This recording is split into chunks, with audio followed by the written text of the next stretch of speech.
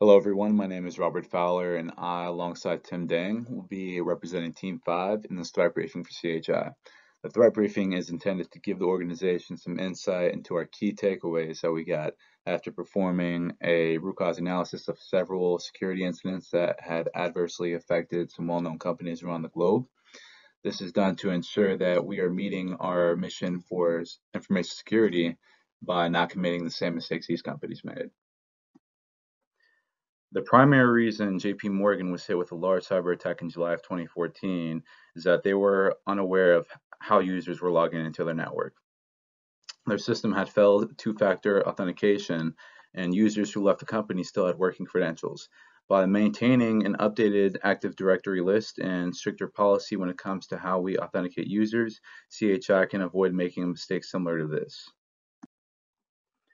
Emphasizing the importance of organizational structure, Kaiser Permanente's online healthcare portal called KP Online suffered a significant data breach that impacted over 800 Kaiser Permanente members. This could be directly attributed to internal failures within the organization, including an overly complex information system infrastructure, murky interpretations of job roles, contradicting motivations of individual staff members within, and poor technical and social relationships across the Kaiser IT program.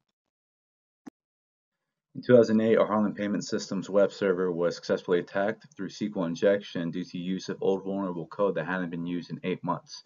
The attacker was able to stay in the system for 6 months using keyloggers to gain usernames and passwords before finally downloading malware to retrieve credit card info from data packets. This emphasizes the importance of auditing because had it been taken more seriously then, it could have found the vulnerable code no one was using, identified suspicious activity on admin accounts, and identified the installation of new software. In 2014, the Home Depot reported a breach due to third-party accounts. The attackers were then allowed direct access to company point of sales terminal. In order to combat this, and it is recommended for Qi, Home Depot had to translate their sales terminal to an EMV card reader, which didn't allow for the plain text storage on the RAM devices. This method eliminates the malware problem, but if proper network segregation was in place, the attackers with login credentials to the third-party networks would have never been allowed to download the malware in the first place. This is a great learning point, and Qi should take the proper steps in segregating the network to minimize risks and mitigate any damages, limit any breaches to the individual network. The security strategy. TJX is one of the largest apparel and home fashion retailers in the United States in the off-price segment. TJX breach was due to having an exploited physical security as well as a network security. The action plan would help them protect the company's assets from security breaches if they implement strategies to fix the vulnerabilities. First, they must upgrade their infrastructure, network security protocol to WPA at all stores.